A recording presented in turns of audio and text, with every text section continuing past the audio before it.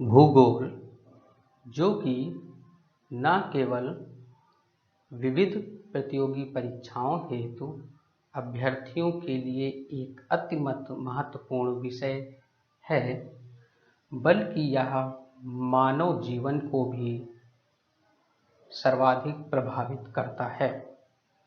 तो आज हम चर्चा करेंगे भूगोल विषय पर। भूगोल विषय पर चर्चा करने हेतु इन प्रमुख 3 प्रश्नों के बारे में डिटेल में चर्चा होगी। सबसे पहला तो प्रश्न यह उठता है, वाई द्रोणा आईसीएस? क्यों हमें भूगोल की क्लास द्रोणा आईसीएस के अंतर्गत लेनी चाहिए? तो इस पर चर्चा करेंगे और उसके बाद में हम अपने मुख्य विषय भूगोल पर आएंगे और भूगोल क्या है इसको समझेंगे। और जो तीसरा आज का प्रमुख प्रश्न है वह है, भूगोल क्यों पढ़ना चाहिए? तो आइए इस श्रृंखला में पहले प्रश्न का उत्तर लेते हैं।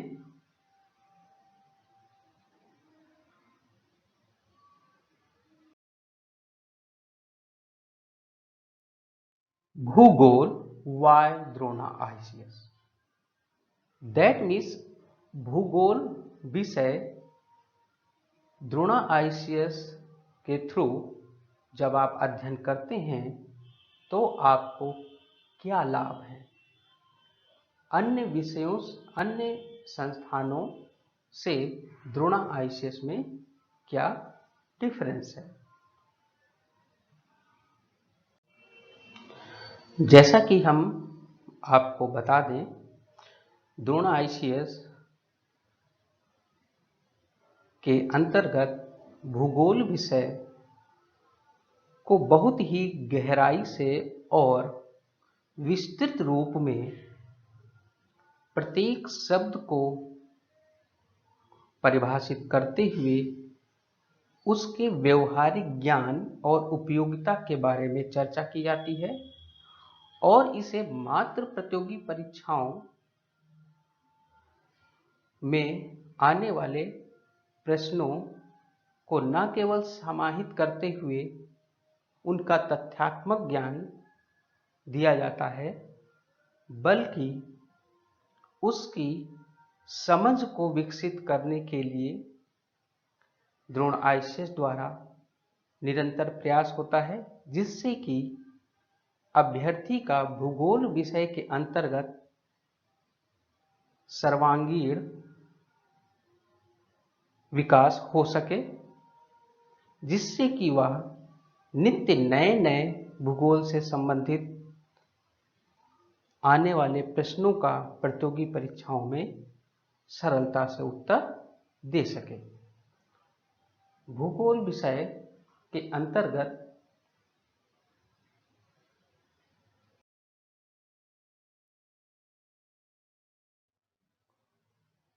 सिविल सर्विसेज अर्थात संघ एवं राज्य लोक सेवा आयोग की प्रारंभिक एवं मुख्य परीक्षा और समस्त 1 दिवसीय प्रतियोगी परीक्षाएं जो भारतवर्ष में कराई जाती हैं,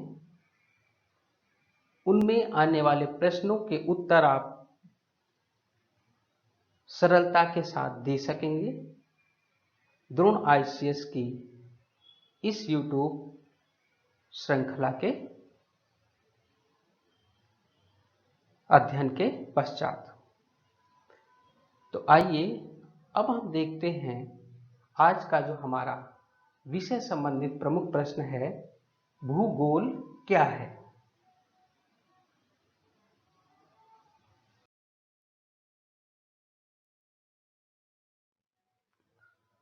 जैसा कि हम सभी जानते हैं, भूगोल को अंग्रेजी में जियोग्राफी कहते हैं। भूगोल क्या है, यदि यह आप सभी से प्रश्न किया जाए तो आप लोग भी इनके उत्तर देने का प्रयास कर सकते हैं और बेहतर इसके उत्तर दे सकते हैं। जैसा कि जो सामान्य सर्वविदित भूगोल को परिभाषित करने का तरीका है वह यह है कि भूगोल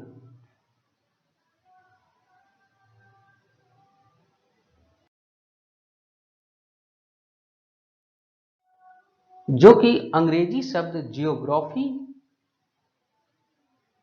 कहलाता है, यह जियोग्राफी शब्द यूनानी शब्दों जियो और ग्राफी से मिलकर बना है, जिसमें प्रथम अर्थात जियो का अर्थ है पृथ्वी। जियो का अर्थ क्या है? पृथ्वी। और जो दूसरा ग्राफी है अर्थात बाद वाले का अर्थ है लिखना।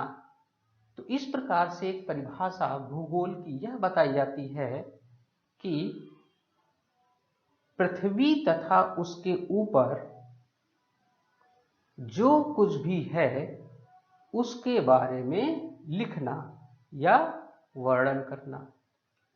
एक तो हम भूगोल को इस रूप में परिभाषित कर सकते हैं, लेकिन अगर ध्यान दें, क्या इतने मात्र से हमें भूगोल के विषय में संपूर्ण ज्ञान हो जाता है? नहीं। इससे तो मात्र भूगोल के विषय में सामान्य सा ज्ञान हो जाता है, लेकिन इससे भूगोल के स्वरूप और इसकी विषय वस्तु के बारे में कोई भी ज्ञान नहीं होता है, क्योंकि कालांतर में इसका स्वरूप बदलता है और विषय वस्तु में भी विस्तार होता रहता है। कैसे, इस पर अभी हम आगे चर्चा करेंगे।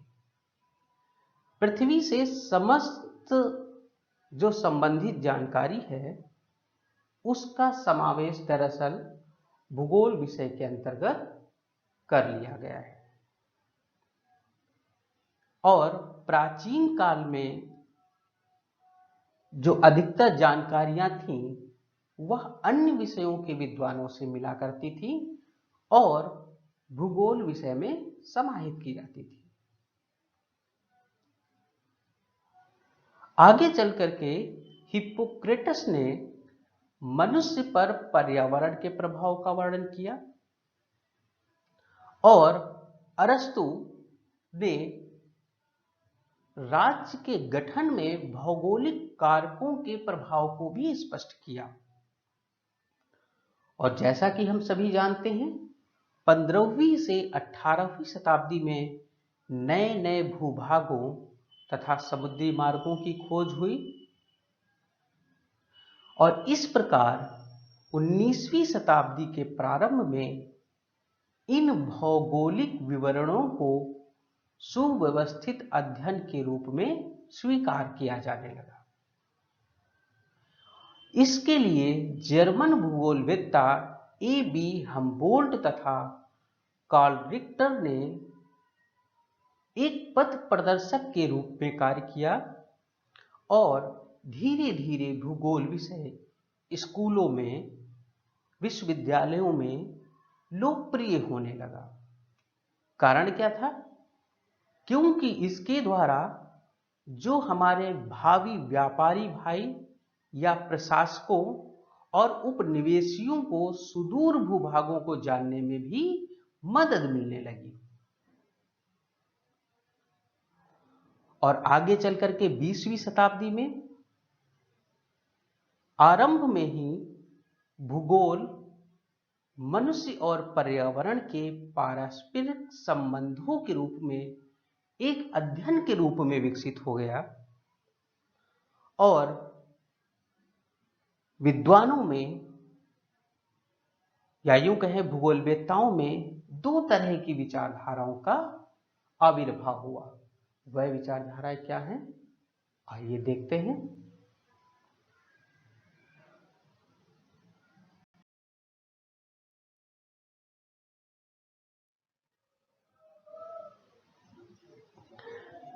इन विचारधाराओं पर चर्चा करने से पूर्व भूगोल की जो सुव्यवस्थित परिभाषा है उसको जान लेते हैं। उपरोक्त वर्णन के अनुसार हम कह सकते हैं भूगोल अध्ययन है पृथ्वी के ऊपरी सतह का मानव के ग्रह के रूप में। अर्थात जो भी कुछ पृथ्वी के ऊपरी सतह पर है वह मानव के घर के रूप में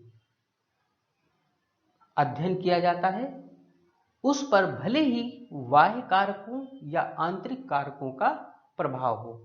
आंतरिक कारक जो कि अंतर्जात शक्तियों द्वारा, जैसे कि ज्वालामुखी,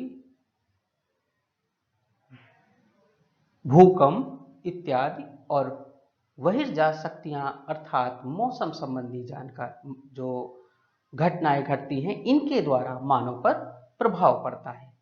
इसीलिए इसको एक सुव्यवस्थित शब्दों में कह सकते हैं भूगोल अध्ययन है पृथ्वी के ऊपरी सतह का मानव के ग्रह के रूप में। तो आइए अब हम चर्चा करते हैं विकसित भूगोलवेत्ताओं द्वारा उन दो विचारधाराओं की जिन पर विवाद बने रहे।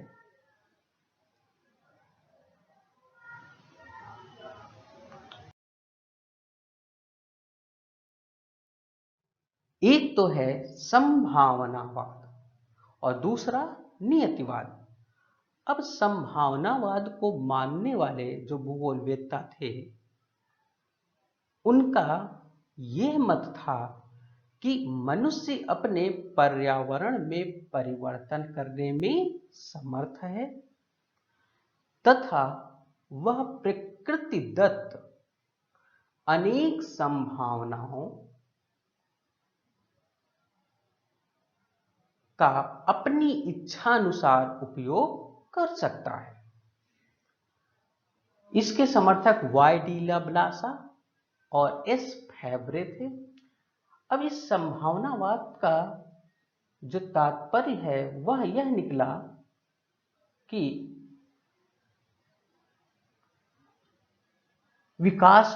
विकासोन्मुखी मानव, जैसा कि आदिकाल से, जिसे हम पिरामिड काल या फिर आदि मानव काल भी कहते हैं, मनुष्य नग्नावस्था में प्रकृति में विचरण करता था, लेकिन अपनी आवश्यकताओं की पूर्ति के लिए वह लगातार प्रकृति पर अपनी निर्भरता बढ़ाता रहा और अपनी आवश्यकताओं की पूर्ति प्रकृति से करता रहा।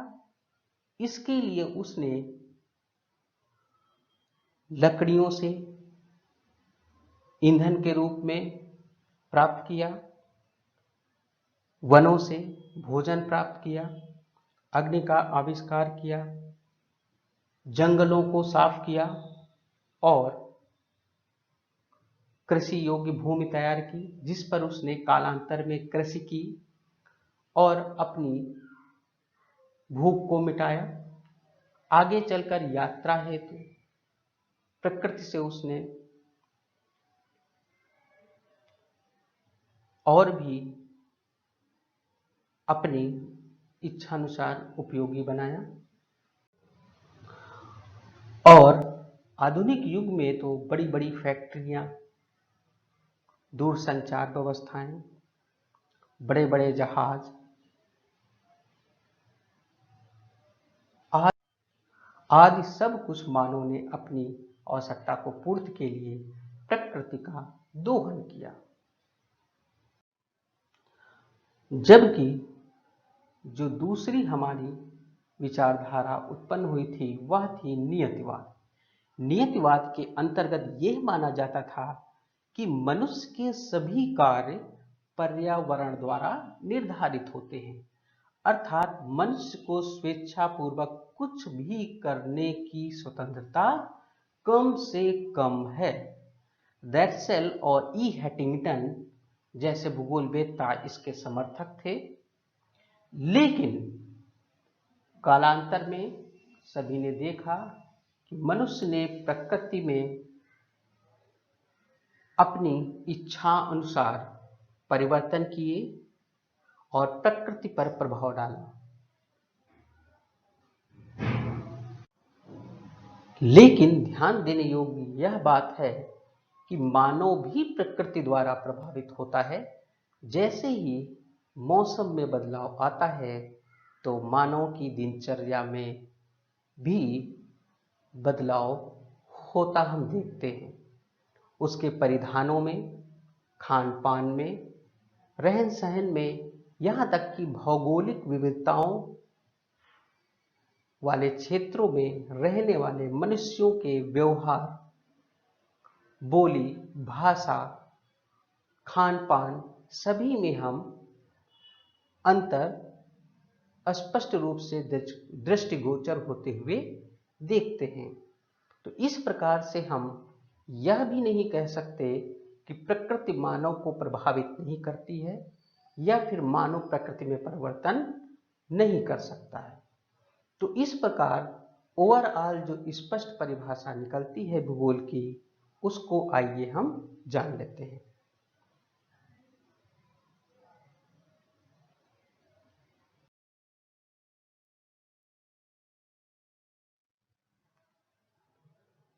भूगोल भौतिक प्रकृति एवं मानव के अन्योन्याश्रय संबंधों का वैज्ञानिक अध्ययन है।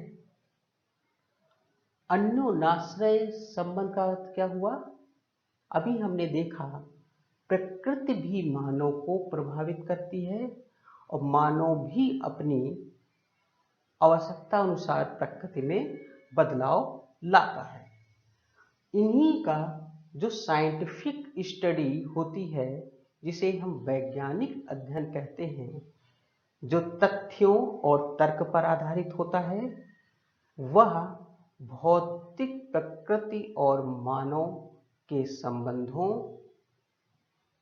में अध्ययन की जाती है। अर्थात भूगोल भौतिक प्रकृति एवं मानव के अन्योन्याश्रय संबंधों का वैज्ञानिक अध्ययन है। भूगोल में भौतिक प्रकृति का मानव पर प्रभाव, जैसा कि अभी स्पष्ट किया जा चुका है, और मानव द्वारा भौतिक प्रकृति पर किए गए प्रभावों का समेकित रूप में अध्ययन किया जाता है। हमने देखा मनुष्य ने जंगल के जंगल काटे, कृषि योग्य भूमि तैयार की और वहां अनाज उगाया, अपनी क्षुधा को शांत किया और निरंतर विकास की ओर बढ़ते हुए प्रकृति में कई प्रभाव किए। और प्रकृति भी मानव को प्रभावित करती है। अक्सर बाढ़, वर्षा और ज्वालामुखी, भूकंप इत्यादि परिघटनाएं आपने देखी होंगी, जो कि मनुष्य के जीवन को संपूर्ण रूप से प्रभावित करती है। इस प्रकार हम कह सकते हैं कि भूगोल अंतर विषयी प्रकृति का है तथा भौतिक एवं मानव शास्त्रों को समेकित करता है तथा वैज्ञानिक विधियों एवं मापदंडों को मानव उपयोगी बनाता है। अर्थात भूगोल विषय का जो प्रमुख उद्देश्य है वह वैज्ञानिक विधियों एवं मापदंडों का उपयोग करते हुए मानव के उपयोगी बनाना है।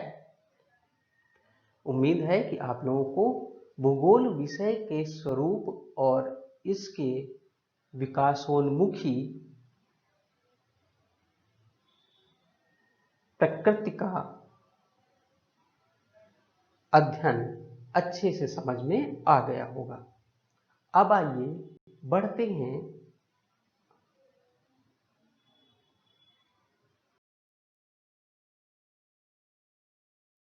अगले विषय कि भूगोल क्यों पढ़ना चाहिए। भूगोल क्या है यह तो आपने समझ लिया, लेकिन वास्तव में भूगोल क्यों पढ़ना चाहिए, इस प्रश्न का उत्तर भी आपको स्वयं से करना चाहिए। क्योंकि भूगोल क्या है जान लेने के पश्चात भूगोल क्यों पढ़ना चाहिए, यदि इस चीज का आभास आपको हो जाता है तो आप भूगोल का जब भी अध्ययन करेंगे तो बड़े ही गहनता और रुचि के साथ उसका अध्ययन करेंगे, जिससे कि आपका यह विषय अत्यंत मजबूत हो जाएगा और आने वाली परीक्षाओं में आपका जो परफॉर्मेंस है वो बेहतर होगा। भूगोल क्यों पढ़ना चाहिए, ये एक तो हम प्रतियोगी परीक्षाओं की दृष्टि से समझ सकते हैं, क्योंकि जो अभ्यर्थी होते हैं या छात्र छात्राएं होती हैं उनका पूरा दारोमदार किसी भी विषय को लेकर के प्रतियोगी परीक्षा में आने वाले प्रश्नों को हल करने में होता है। तो यहाँ हम आपको बता दें, भूगोल समस्त परीक्षाओं हेतु बहुत ही महत्वपूर्ण विषय है। इससे संबंधित प्रश्न की संख्या अधिक से अधिक होती है। यह पर्यावरण के रूप में पूछा जाता है, कृषि के रूप में पूछा जाता है, आर्थिक भूगोल के रूप में पूछा जाता है।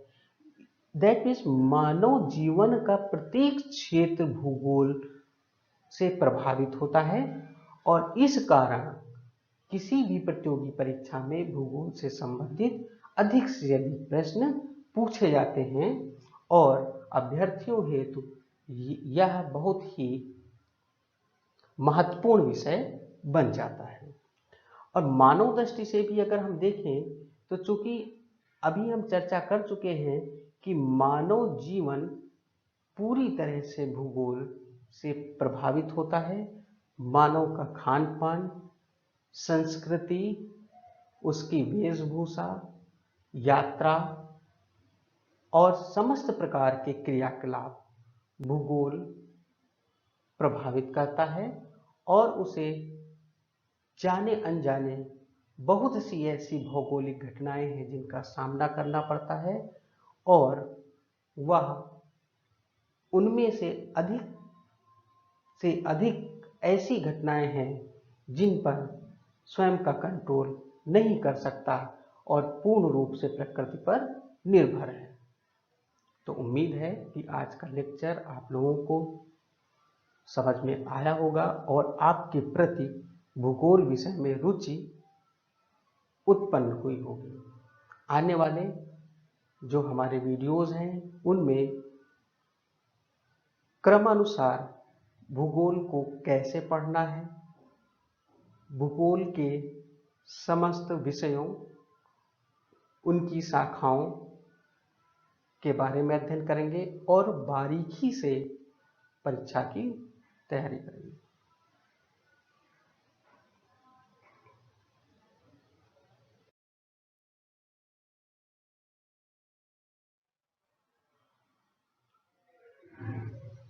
अंत में वीडियो वॉच करने के लिए आप लोगों का थैंक्स।